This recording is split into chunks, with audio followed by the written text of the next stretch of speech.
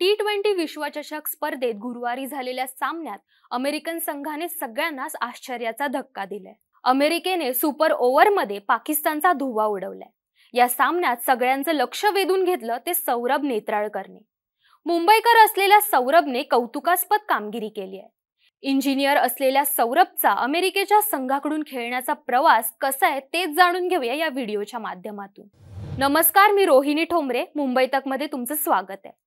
मुंबईचा इंजिनियर, अमेरिकेचा क्रिकेटर, जगात नाव गाजवतोय सौरभ नेत्राळकर। मुंबईत 9 ऑक्टोबर 1991 रोजी सौरभचा जन्म झाला। त्यानंतर सौरभने एक वेगवान गोलंदाज म्हणून चांगलं नाव कमावलं। सौरभ नेत्राळकरची गोष्ट जेवढी साधी आणि सिंपल आहे तेवढीच वेगळी पण आहे। त्याने मुंबईच्या मैदानावर क्रिकेट खेळायला सुरुवात केली। शाळा, कॉलेज आणि अर्थात लोकलचा प्रवास सांभाळत आपल्या डावखुऱ्या वेगवान गोलंदाजीची त्याने एक वेगळी छाप पाडली। भारतासाठी के.एल. राहुल, मयांक अग्रवाल, जयदेव उनाडकट यांच्यासोबत 19 वर्षांखालील विश्वचषक देखील सौरभ खेळलाय। क्रिकेट खेळायचं म्हणून इंजिनिअरिंग पूर्ण झाल्यानंतर मिळालेली नोकरी त्याने स्वीकारली नाही, पण मुंबई क्रिकेट संघात जागा नाही म्हणून तो पुन्हा शिक्षणाकडे वळला। सौरभ उच्च शिक्षणासाठी अमेरिकेत आला आणि आजही त्याचं पोटापाण्याचं साधन म्हणजे त्याची सॉफ्टवेअर डेव्हलपरची नोकरी आहे। मग यात वेगळं काय? अमेरिकेमध्ये गेल्यावर सौरभ पुन्हा क्रिकेटकडे वळला।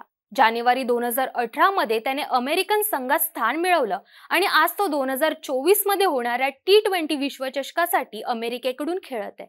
मुंबईकर सौरभ नेत्राळकरने अमेरिकेकडून खेळताना पाकिस्तानला आता पहिला धक्का दिलाय। T20 विश्वचषकाची दमदार सुरुवात सौरभने केली आहे। त्यामुळे आता यापुढे तो कशी कामगिरी करतो याकडे सर्वांचं लक्ष लागलेलं आहे। सौरभवर आता जबाबदारी वाढलेली असेल। अमेरिकेच्या संघाने त्याच्यावर विश्वास ठेवलाय। हा विश्वास आता सौरभ वर्ल्ड कप मध्ये कसा राखतो हे पाहणं मजेशीर असणार आहे। सौरभच्या भारतातील क्रिकेट कारकिर्दीविषयी बोलायचं झालं तर 2010 मध्ये अंडर-19 विश्वचषक स्पर्धेत तो भारतीय संघाचा भाग होता। सौरभने त्या स्पर्धेत भारतासाठी सर्वाधिक विकेट घेतल्या होत्या। त्या विश्वचषकात भारताने पाकिस्तानचा पराभव केला होता। सौरभ मुंबईसाठी रणजी ट्रॉफीही खेळलाय। त्याने 2008 आणि 9 मध्ये कूच बिहार ट्रॉफीमध्ये 6 सामन्यात 30 विकेट घेतल्या होत्या। तसंच त्याने 2013 आणि 14 मध्ये मुंबईकडून कर्नाटक विरुद्ध एक तुफानी सामना खेळला होता। सौरभ क्रिकेट खेळण्याव्यतिरिक्त त्याची गायनाची आवडही जपतो। सोशल मीडियावर तो अनेकदा त्याचे व्हिडिओ पोस्ट करत असतो। या व्हिडिओंमध्ये सौरभ खास करून मराठी गाणी गातो। चाहत्यांकडून त्याचं विशेष कौतुकही होतं।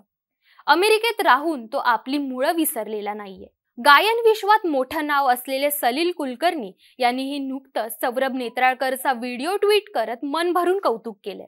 असेच माहितीपूर्ण व्हिडिओ पाहण्यासाठी मुंबई तकला सबस्क्राइब केलं नसेल तर नक्की सबस्क्राइब करा। धन्यवाद।